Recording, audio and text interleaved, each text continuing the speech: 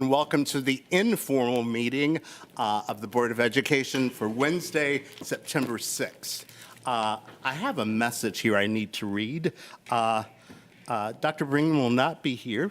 He had a medical emergency, but he wanted me to stress that he's already been worked on by 4 Johnson, 2 Beach, and 1 Savannah High graduate. So he is in good hands. So our informal meeting is just that. It is informal. It is an information meeting. No votes are taken. And so let us, hang on, let me get my. Open remarks. Oh, open remarks. Dr. Watts, do you have any opening remarks? I don't either. So let's dive right in.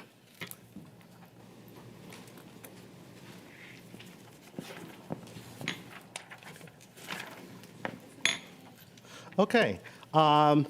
We are starting with fiscal responsibility and resource stewardship. Today, we will hear from our charter schools. We will hear the first charter school, and it will be the charter school financial report, will be Coastal Empire Montessori.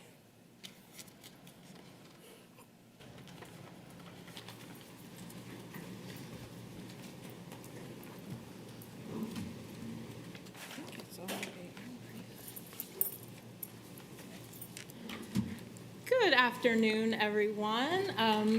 It's nice to see you all today. Welcome, Dr. Watts. It's nice to make your acquaintance. You're probably on about your 37th day of listening and learning, and I hope you swing through Coastal Empire Montessori sometime in the next 68 days to get to know us. I'm also proud to introduce to you Ms. Sherry Rouse-Maynor, who doesn't look at all like Bill Kovach, but is our new CFO. And you will find the information that we present to you today to be a team effort. I'm going to turn it over to Ms. Sherry to talk about the fiscal portion, and then I'll swing back to give you some highlights on our enrollment information as requested. So without further ado, Sherry? Good afternoon. Hope everyone is well. So if you want to turn your attention to the revenue slide for the general fund, you'll notice that there is a comparison between fiscal year 23 actuals and fiscal year 24 budgeted, and you'll see that throughout this slide and the next slide. So it's worthy to note, it just jumped. It's worthy to note that we will be presenting to our board in the coming weeks an amended budget for consideration and for voting to capture changes that have taken place thus far. As it relates to the 23 actuals compared to the 24 budgeted, you'll see that there is somewhat of a difference between QBE and local funds from SCCPSS. However, the 93% that you see budgeted for FY24, it's consistent and in the range of what it's been in past years. What threw that percentage off for FY23 actuals is the extraordinary item that you see listed down there, which relates to the litigation settlement from last year that was received last year. Revenues budgeted from donations and fundraising has decreased to 0% since we've discontinued the position of the Director of Development. Then you see a significant increase in grant income. That's resulting in large part due to the consulting work that's being done by our grant writer, working in conjunction with Ms. Babcock Wright, as well as others in school leadership. And that's aided tremendously in our ability to secure additional funding from various grants, and this number actually has changed. We've actually received a couple of more grants since we prepared this report, which we're excited about. There's definitely a potential for additional grant revenue for FY24 as we submit more competitive grants throughout the fiscal year. If you look at investment income, you see that that's slated to increase over the course of this year. We did move some of our cash reserves into accounts that have a higher yield, between 4 and 5%, as opposed to last year where we had 1% yields. And so we anticipate generating some additional revenue from that. As far as expenses go, again, FY23 actuals compared to FY24 budgeted. So the same thing. Again, the percentages are very similar from year to year, 73% to 74, 8 to 8, 6 to 7, so on and so forth. So it's pretty consistent in terms of how the resources are spread out. As mentioned previously, when you look at the percentages, you see a variance pretty much in fundraising and marketing expenses. We go from 2% to 0%, and that's, again, related to the fact that we have done away with that director development position, and so we anticipate naturally the expenditures related to such also declining as well. And then you'll also see an additional expense item, capitalized purchases, for $41,000. We had no percent last year. Nothing was budgeted last year, nor actuals.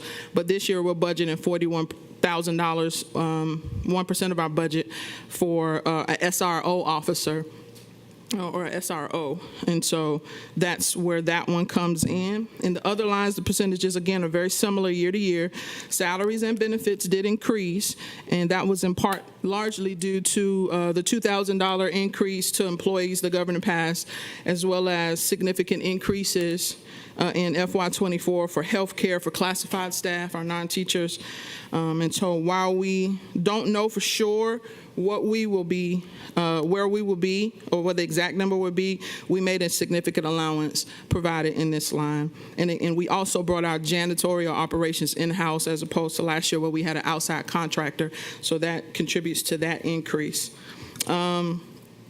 Our audit engagement, if we can go to just a couple of key financial notes that you'll see. Our audit engagement is well underway for FY23. Our on-site visit from our auditors has already taken place and concluded, and consistent with past years, there have been no internal control deficiencies, as well as no material weaknesses noted, and we don't expect to have any, and continue that trend as in past years. Our cash balance is $1,544,283.44 at the end of FY23. And so we continue our goal of building our cash reserves because we want to ensure that we have a solid foundation as we quickly approach our relocation to a new facility that's mutually agreed upon by both parties. And our financial position puts us in a position that we are prepared to address expenses as they come up for relocation expenses, negotiation of lease terminations, and potential renovation expenses that we might incur as we relocate to a new facility for fall of '24. So that is mine, and I'll transition it back to Ms. Stephanie. Alrighty, thank you. The requested enrollment information presented here gives you a nice snapshot of our student body, which is increasingly diverse. It's really exciting. We've had in 1 year a 6% increase in our Latinx population and a 183% increase in the number of ELL students that we have at Coastal Empire Montessori. The items under programming show the services being offered through specialized instruction, the early intervention program, and MTSS, multi-tiered system of supports. We continue to work with public Montessori entities like the National Center for Montessori in the public sector to increase our capacity to deliver Montessori, high-quality Montessori with fidelity while still supporting these diverse learners. And then finally, I will close by leaving you with our good news highlights with a focus on grants, last year's student health survey results, which really are remarkable. We're very proud of those, and we work very hard at our school climate. And our holistic programming, PBIS, SEL, and our Montessori positive discipline, and then our homeschool connection. So I'm going to wrap it up here and take questions, of course. But before I forget, I want to extend an invitation for everyone to come visit us out on Buckhalter Road because we love it, but we hope to be leaving. So, so please do come out sometime this year. Thank you. Questions? Yes. I'll just Ms. make Hall. a comment. It's wonderful to see that your pre-K is open again. So congratulations you. on that. Yes. Thanks for your report. And I just had a question about the programming, and this just may be my ignorance. Can you tell me the innovative model that you described? Sure, and that's actually a term from probably from the state for a methodology to deliver the early intervention program. And it used to be, I think it's about the third year that we're using that model. The program underwent an overhaul. We used to use the reduced class size model. And once the updates happened in, I think it was during COVID, I believe, or maybe right before, the model whereby you essentially have small group interventions happening within the classroom environment is now called the innovative model. And what you have a submission process and approval process where you submit your strategies and your interventions, and then those are approved at the district level. So for us, we use secret stories with our youngest students, which is a literacy intervention, and then scholastic guided reading in small group inside the classroom. And usually the students who are being served in EIP are also being served in MTSS, and so they get a lot of additional support. Okay.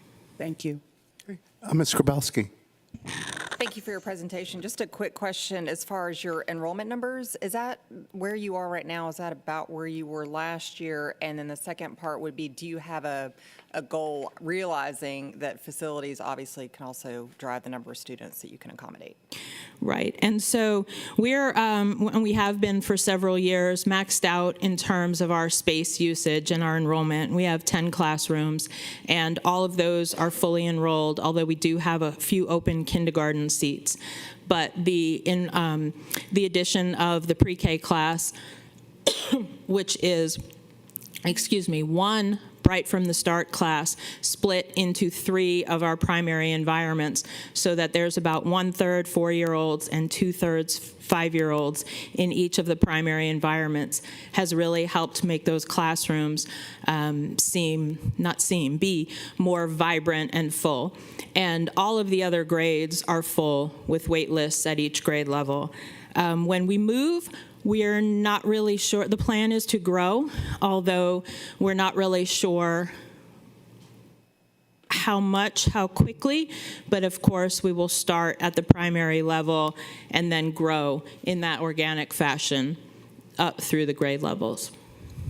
And then we also have no real vision in our heads about what and where and what it will look like and how much space we'll have, because as you know, we're all flexible and willing to share space, and so those are things we're excited to sort of tackle in the next short term.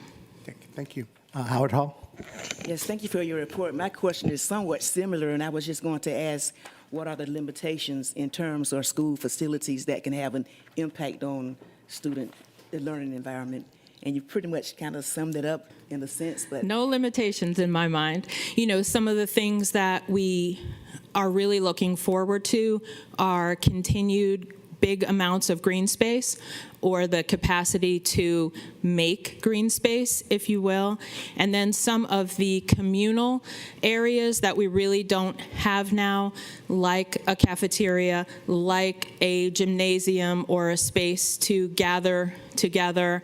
And, you know, there is no limit for us. Okay, good.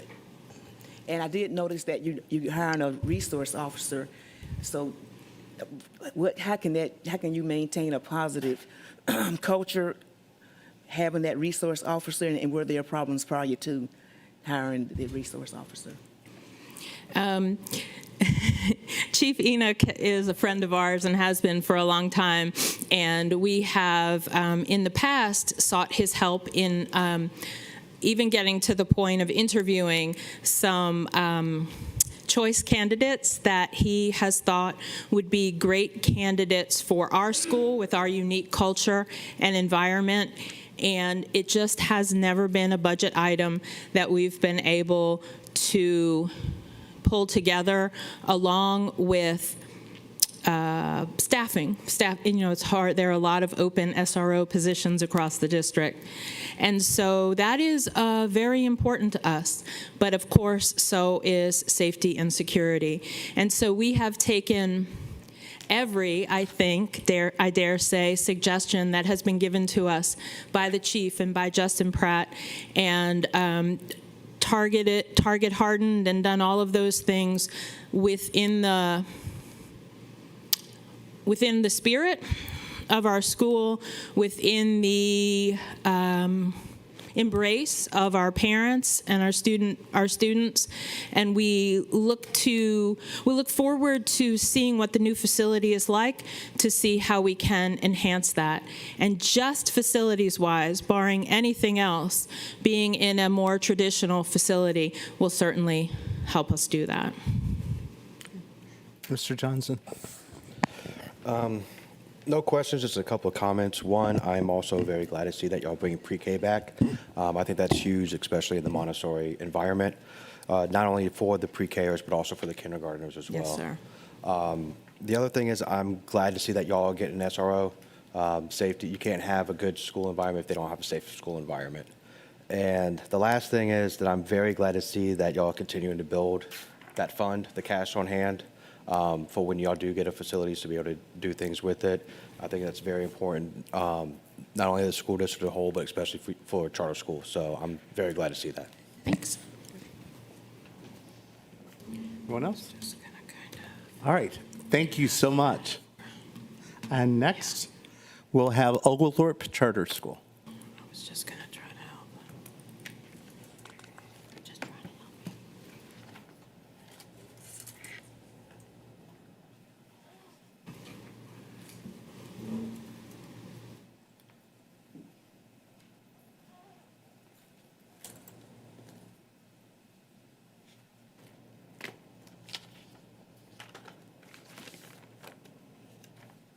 Good afternoon, everybody. We are very excited to start the school year. We've had a great start at Oglethorpe Charter School, and we hope we can build on that all the way until May. We'll dive right in with our enrollment. In sixth grade, we are at max capacity. We have 154 kids in sixth grade. In seventh grade, we have 271. In eighth grade, we are at max capacity at 148. If you look at those numbers, we want our enrollment to be at 600. We right now, after I sent this presentation, we are at 582, and we are climbing right now. Our seventh grade class is where we lost a lot of students this past school year, and most of that was due to movement out of state over the summertime. If you'll think back, we were tasked when we were given this building by the school district. It was built with ESPLOS money to go to 600 enrollment. We were a smaller school at that time. We were 395 when we set at Stiles and Gwinnett. The only way we could do that without messing up our instructional model, which is a double block of math, a double block of literacy, was to add an entirely new teaching team. And we called that teaching team our looping team. So what we do with those kids on the looping team, we take a cohort of 150 students, and they stay with the same teachers through sixth grade, through seventh grade, through eighth grade. And we have found over several looping cycles that particular teaching team is one of our strongest teams because, the kids get to know the teachers get to know the kids and the parents, and it's just a very strong bond built within a 3-year time frame. We have enough kids that we have on our waiting list that we think we should be at 600 by early October. It just takes time to get kids in, but we're also seeing a lot of things related to transportation as far as movement at our school. You'll have a family that may have a kid that goes to Johnson, and then they may have a kid that goes to Hurd, and then to us. Well, it's kind of hard to make some of the transportation things work, and we've seen a lot of folks choose to go back to their zone school because of that particular situation. But I will say, the way the kids arrive to school, even though we do not have bus transportation, they are put together. They enter the building very respectfully.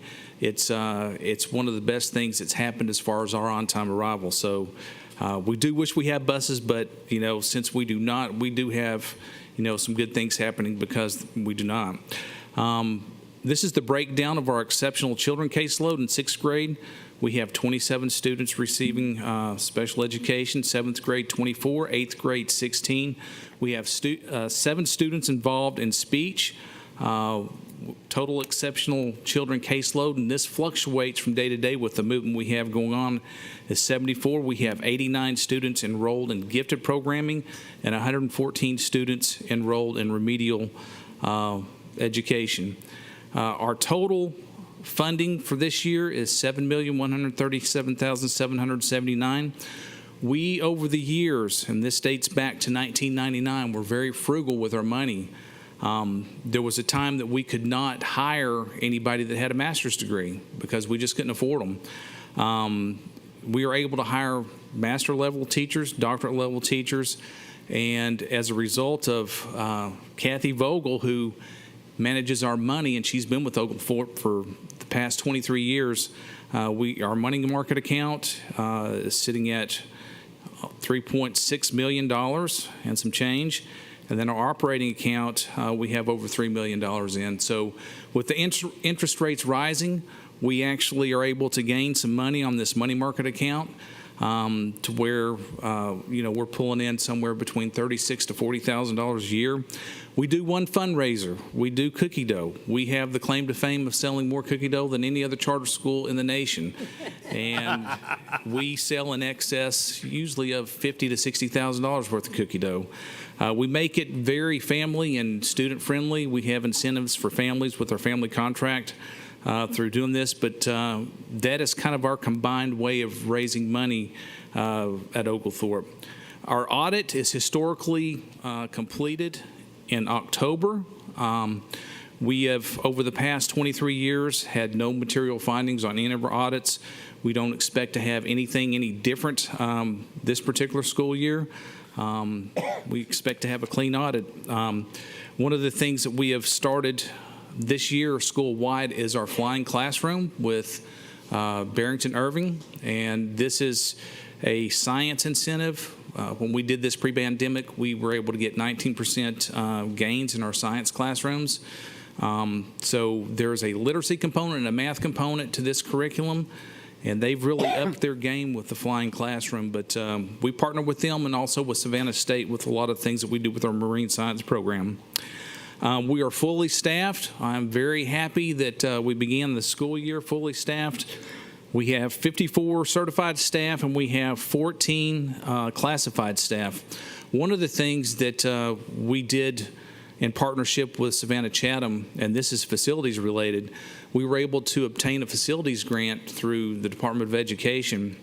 And working with Ms. Miller-Kegler and Daryl Bozeman, we were able to turf the first picture here that has a sidewalk. That was the first project.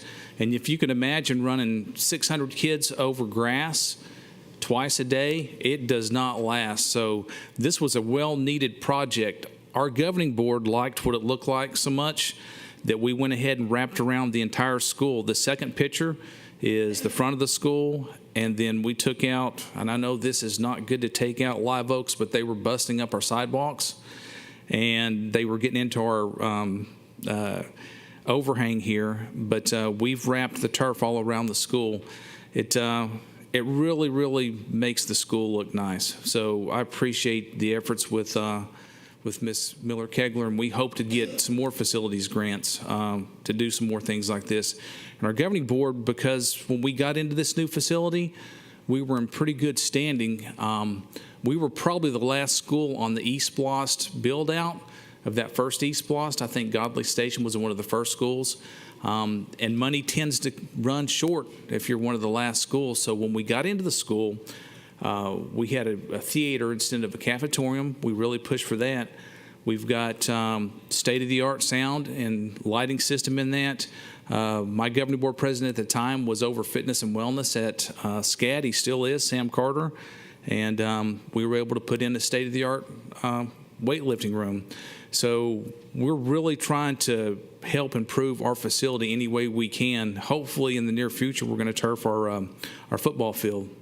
And again, we have had a wonderful relationship with Savannah-Chatham School Board for many years, since 1999, and we hope to continue. I'll take any questions at this time. Ms. Hall? I just have a quick comment. I happened to be at the intersection of Central Avenue and Skidaway going to Sandfly one day when you were dismissing. And I have to say, I mean, it was a model of efficient dismissal, safe dismissal. It was really very impressive. I was the first car there, so I got to see the whole thing. So congratulations on that. And the other thing, I'm always trying to steal ideas I hear, and the looping, I've heard you talk about that before. So I just want to make it public that I will be seeing how we could perhaps steal that Okay. and pilot it. Yes, ma'am. Ms. Howard Hall? Yes, my question is, how do you maintain a positive disciplinary environment? Well, we were awarded 5-star climate rating by the Department of Education after we implemented PBIS. We noticed a lot of behaviors that were different than what we ever saw when we came back from the pandemic. However, starting this school year, we have really got a handle on everything. And one of the things that we did administratively, we don't have academic coaches at Oglethorpe. But what we did is we put an assistant principal on every teaching team. So with that looping team, along with my 6th, 7th, and 8th grade traditional students, we have 4 teaching teams. So I've got assistant principals that are assigned to a cohort of 150 kids, and they're in the same hallway, and they spend most of their time in the hallway to where they can monitor everything. They're wired to the classrooms with the walkie-talkies, the cell phone. So nothing's really getting by, and I think after we've gone for, going on our 4th week, I think the kids really have responded well. They like the structure a whole heck of a lot better than the chaos, So that's 4, you have 4 assistant principals. I sure do. Yep. Anyone else? All right. Thank you very much. Yeah, thank you all. Okay, Savannah Classical Charter School?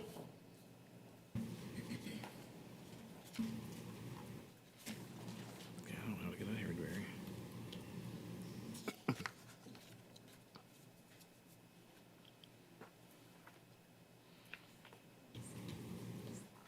Here we go. All right, brother. Good job.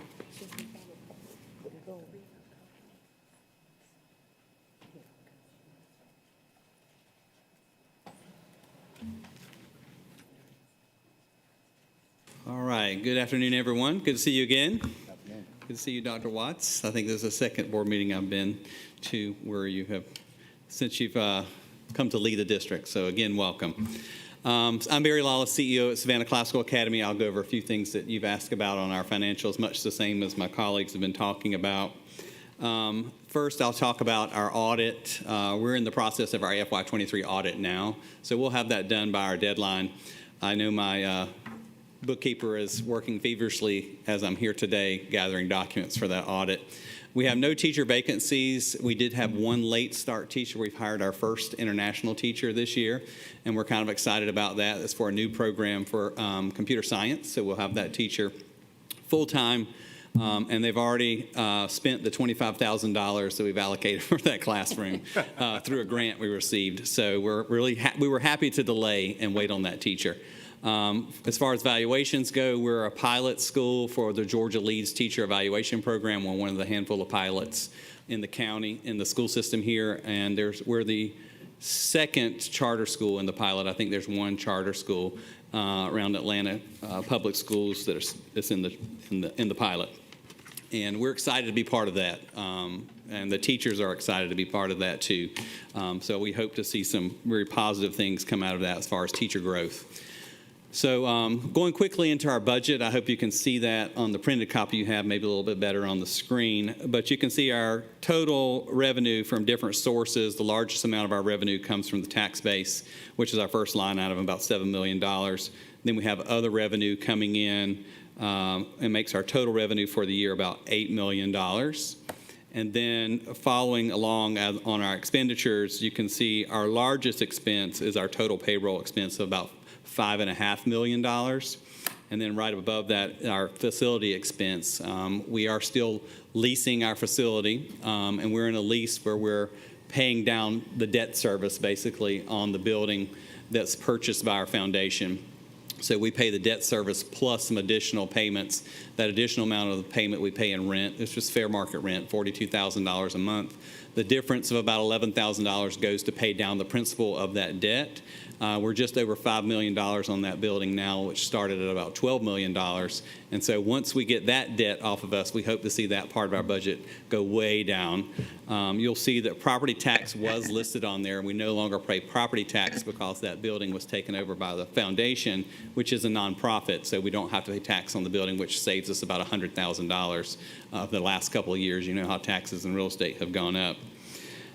Total classroom expenses is budgeted about $500,000, and that's anything from textbooks to, you know, teachers need things for their classrooms, whatever they need in there.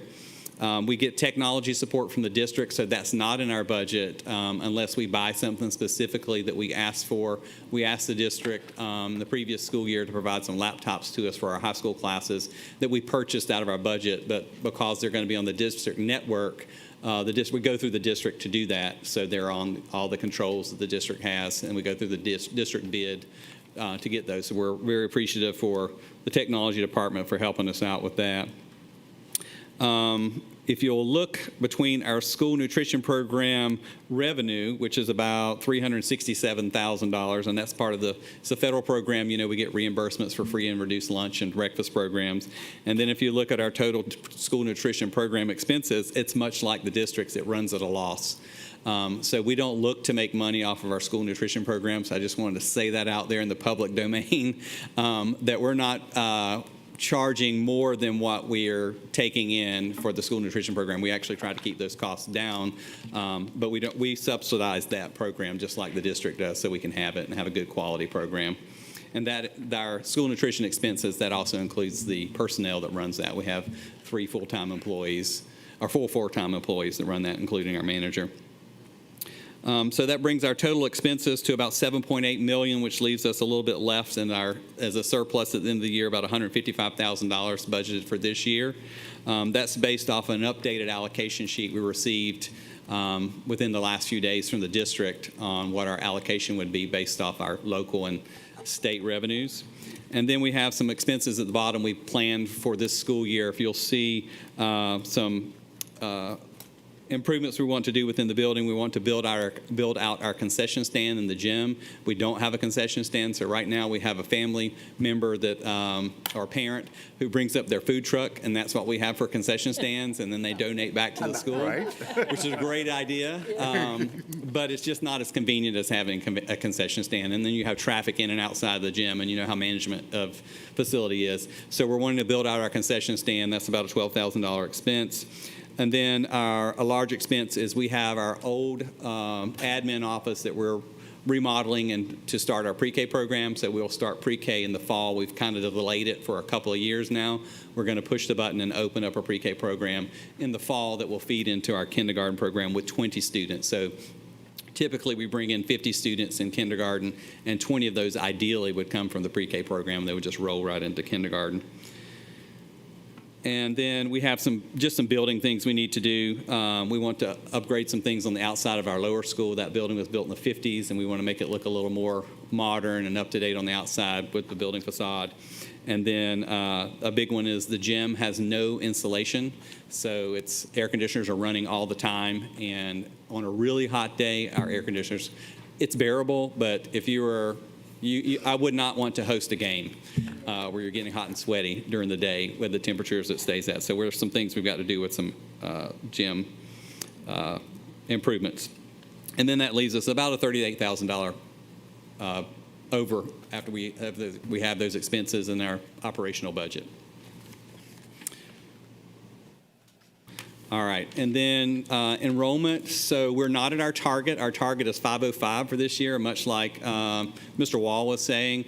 We've seen a lot of movement of students this year. We have processed 567 applications for enrollment, processed them in through enrollment out of our lottery. We had about just under 1,000 on our application process. And we're still processing, and we're still getting more applications. So again, by early October, we're hoping to be very close to our 505 target for this year as we continue to process those applications. We still have 381, as of before I got here today, 381 applications that have come in through the application window before and after the lottery. So that's our wait list. And then if you'll see our K-5 enrollment and all 254, 68, 114, and 912. Remember, this is our 11th year of operation, so we haven't quite run through to have a full, 13 years with students. But it's our largest year of high school with whopping 84. So that's growing. And part of the things we're doing to try to grow and make middle school and high school more attractive is we brought in a full-time athletic director this year and really growing our athletic programs. Soccer is one that I've been really trying to push to get off the ground for the last couple of years. It's a growing sport. Boys volleyball is a big thing now, and we're one of the grassroots schools trying to get the state of Georgia to acknowledge that as a real sport. So there's other district schools doing that too. So there's about 10 or 12 of us that are really trying to push the state to make that a recognized sport. So it's interesting to see our basketball players go from basketball to volleyball and equally skilled. So shout out to them, as well as the girls volleyball team for inspiring them. Our poverty rate is not set yet. I'm looking at where we are. We're processing our free and reduced lunch applications. I think we're going to land about where we were last year, around 70%, maybe within a point or two difference, because our grace period for this school year doesn't end until next week. And once that grace period ends for last year's applications, I'll have a hard number as to what our poverty rate will look like. I don't think it's going to be drastically different based on what we see currently. And then you can see our demographics breakdown of how we are. We're pretty diverse at our school. We're hoping and always striving to be a good cross-section of Chatham County. That's what we'd like for our school to be like. But, it really depends on the luck of the lottery and how many people apply. But that's how we fall with our demographics. All right, then just looking at some students for different programs that we have ELL students, a small amount, 6%, different ability students, those are students that have an IEP, 12%, 504 plans, those are students that have some kind of identified medical need, may not fall to the level of having an IEP. And then there's Tier 3 students, and those are students that are, you heard EIP and REP, those students are struggling. They're in Tier 3, about 7%, and then our gifted population is about 17% of the school. Looking at all of those categories, about a third of our students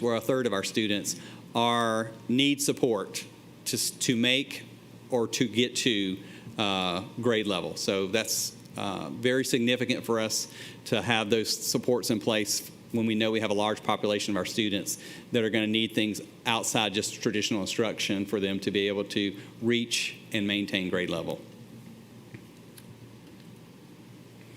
All right, that is probably the shortest presentation I've ever given. We appreciate that. So I will go back to a couple of pictures I should have talked about along the way. So if you notice on this slide up at the top right, I'm sure you recognize that structure in the background. That's our senior trip this past summer. So this is the first time we were able to take our international trip with seniors, and we're really proud about that. So that's our seniors with the chaperones and I at the Eiffel Tower. And then on the bottom of these two, that's where we're at the Ark. I'm not going to try to pronounce it. My French is terrible. And then over on the right-hand side, that's where we're in Italy with the Colosseum behind us. So we went to France and Italy and several places in those two countries where students got to see firsthand things they learned about in the classroom. And particularly, it was inspiring to see them. We went to Normandy Beach, and they learned about Normandy and the D-Day landings and different things. So it was a great trip, and we learned a lot on that trip. And one of the large takeaways I have from that was our children are not worldly, but they want to be, and they will be, and they need a class on how to adult. Before they leave us. And admittedly, that they're like, I don't know how to do that, Mr. Lawless. And so it was very interesting, the small group, tight-knit children in another country navigating different things. And there were times that we let them go, and we were close by, meet us here, and all of that. And they didn't want to leave most of the time. They wanted to stay with us. So it was a great trip. It was really a great trip, and I just wanted to point that out. Thank you. All right, Mr. Johnson. Real quick, thank you, Mr. Lawless. First, I want to say that, for the record, that my son has really enjoyed being over at Savannah Classical this year. And also to let you know is that he never really liked school lunches.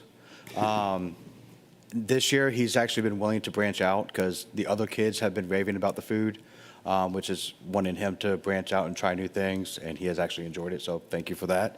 It helps at home a little bit. And I'm also ready to be a chaperone for the international. I hear that a lot. Both of those things. All right, Ms. Hall.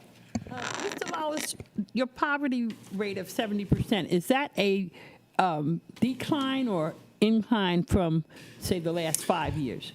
That's a decline. We had been hovering around in the mid-80s, and so 70 is the lowest we've ever been. And since my time there in 2017. Do you attribute that to anything in particular? I think part of it is when we lost transportation, that cut out some families. And that's where we see when we have some transition, and parents can initially make the commitment, and then things will happen. They'll move across town, and then it becomes, if you're living close by, it's easy. But if you move to Pooler or to Port Wentworth, then it's a little different. Okay. All right. Thank you. Anyone else? All right. Thank you. Thank you very much.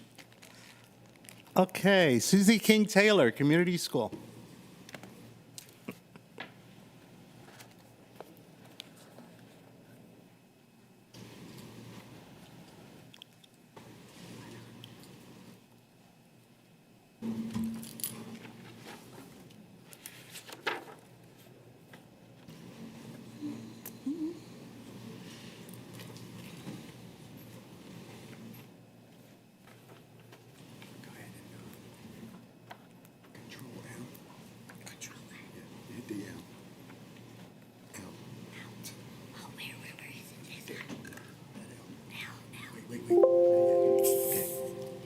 Thank you. Hi, y'all. Good afternoon. This is Susie King Taylor Community School's September financial presentation, and I'm just going to let you know that mine is not involved as my charter colleagues. So if you do have questions, just let me know, and I'll try my best to answer. So this is our financial overview as approved by our SKTCS Governing Board on May 2024. Our total revenue is listed there, $4,588,000. Our expenses are approximately $4,467,000 with an operating income of $120,000. We do have a little over $2 million in reserves, and that is our revenue and expenses and operating income per student.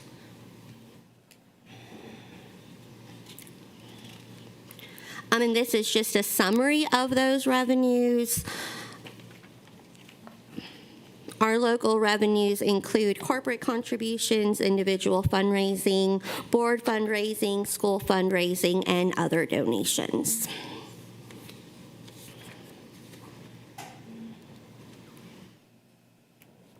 These are our expenses.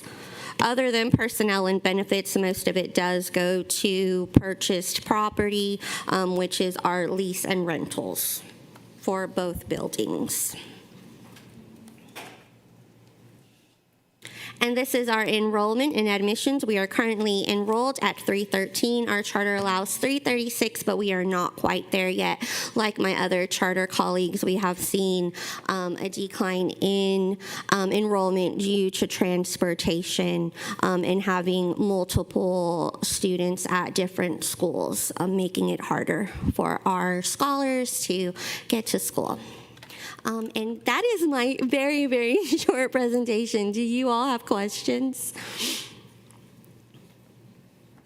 Anyone? Bueller? That's right.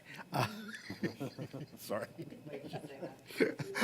All right. Thank you very Awesome. much. Thank you. All right. And finally, Tybee Island Maritime Academy.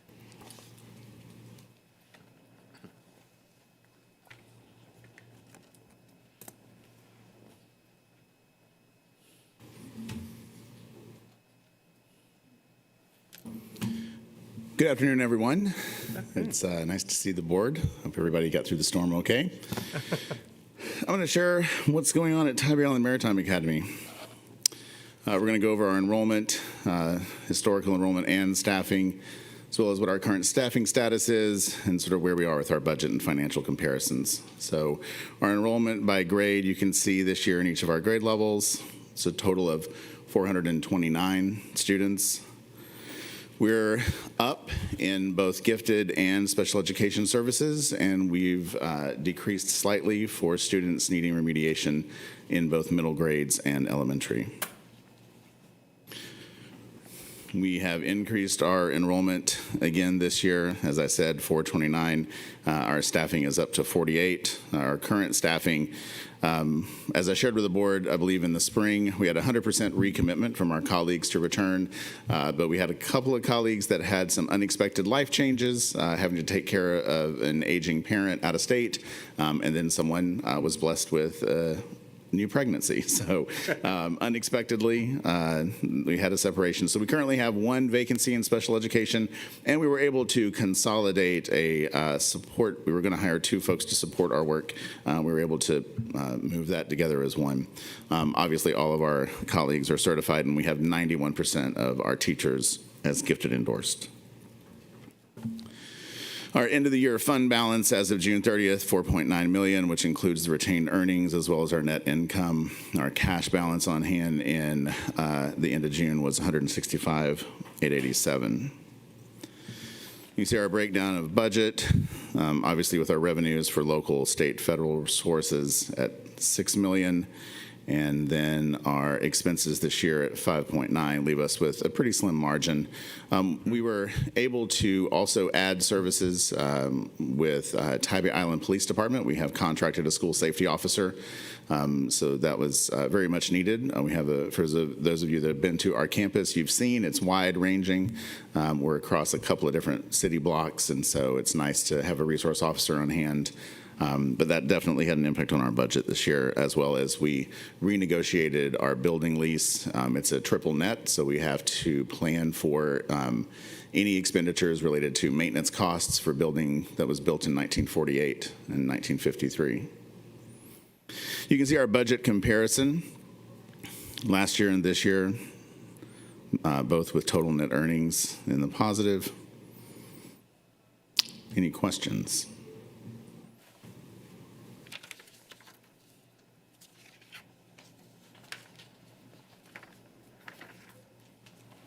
Anyone? Thank you very much. Yeah, absolutely. We'll be sending out formal invitations, but TEMA is celebrating our 10-year anniversary. Oh, wow. So September 28th, we're going to have a celebration. Everyone is invited. We'll send something formal to you by the close of business this week, but we're very excited to celebrate that. So thanks for the continued support. Congratulations. All right. We will now have our quarterly change order report.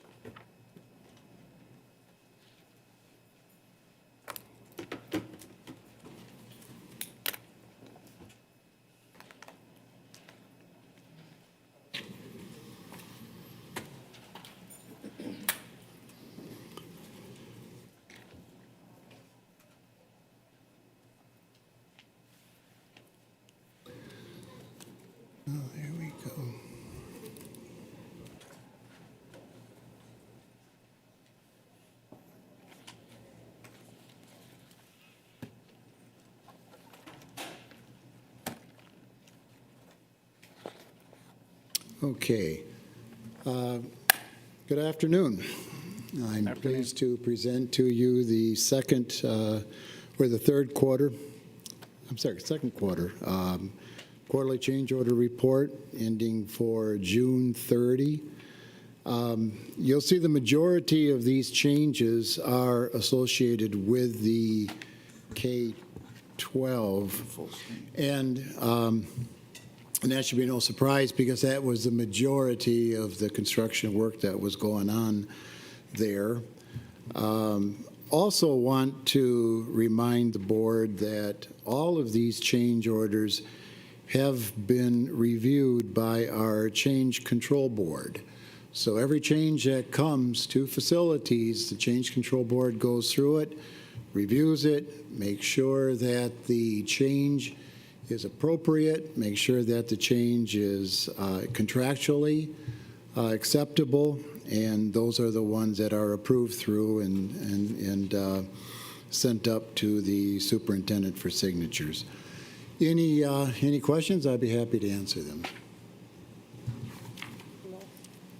Yes, Ms. Hopkins-Brown. Thank you. Thank you for the report. Just on items 5, 6, and 7 for the Groves K-12, those are error omissions. Whose error was that? Was that owner error or company error? The majority of those, we put those together, errors and omissions. The plans have omissions in them, and that's pretty typical that you might have that with a very large project especially, and where you don't have a detail or a detail is missing something. So you find, and we do have, every project that we have has change orders associated with errors and omissions. This project has been running under 0.5% for errors and omission change orders, and we feel that that's a very, very good level of percentages. So we haven't had a lot, but yes, they do occur. Okay. And they would be design. Okay. Yes. That was really, really diplomatic. That was wonderful. Designer, okay. Thank you. Yes, Ms. Howard Hall. Yes, my question is somewhat similar. I know we have the change board that you just mentioned. So should we be somewhat concerned about the number of change orders and percentage-wise, and where are we percentage-wise? I know the project is coming to an end soon, so are we safe percentage-wise? And my next question is, what does the architect, what type of quality control does the architect have to address issues to avoid these change orders? Is there some type of quality control that the architect is actually implementing to avoid the change orders? Okay, well, let me start with the first one. Whenever a change order occurs, a contractor feels like he has a change. He submits that through eBuilder, the project management software that we use, and it first goes to the architect. So he's the first defense on any potential change orders. And we expect and have found that the architects do look at those, they scrutinize those, they go back to the contractor, no, that's not a change, and they will dispute them. They'll also look at them as far as costs are concerned and make sure that it's a fair cost. But yes, there are changes that do occur. We do expect that. And in any project, you will have changes that are associated with code and code reviews, associated with errors and omissions in the plans and the specifications, and associated with owner, where an owner says, I want to have something different here. I want to do something different. Of course, that would be addressed through a change order. So a typical project, you might see 3% of change orders. We're well under that in this particular project. So these changes have gone through, and there have been a whole lot more of them that have been brought in by the contractor. But they have gone through some very strenuous reviews, and they have been denied. And the ones that have gone up to us in the Change Control Board, we take the second look at them. And we'll even go back and we question the architect. Are you sure this is, why is this a change? Tell me why this is a change. And go back to the contractor. Why are you making this change? And so, yeah, all of these change orders have gone through some very, very thorough review. They are expected and they are staying within the allowable percentages. Well, I'm looking forward to see what's going on the inside because I pass by it 4 times a day, and it's looking quite nicely on the outside. So I'm looking forward to another tour real soon. Yes. Ms. Hall. Divulge who actually comprises this review board. I assume it would be the architect, or you said no, that sometimes you turn back the architect. So who actually is on this esteemed review board? The review board, myself, I'm on it, and Sunny Batra is on it. And then Daryl Bozeman is our superior for it. Okay. Any women? No, ma'am. Okay. I don't know, guys. What do you think? That's another subject for another day. But we do have meetings. We post them. We put them on Teams. We have architects, contractors are all welcome to participate in them. But the changes that we're addressing for that particular contractor or architect, we definitely do. We bring them in and we make sure that these are all valid.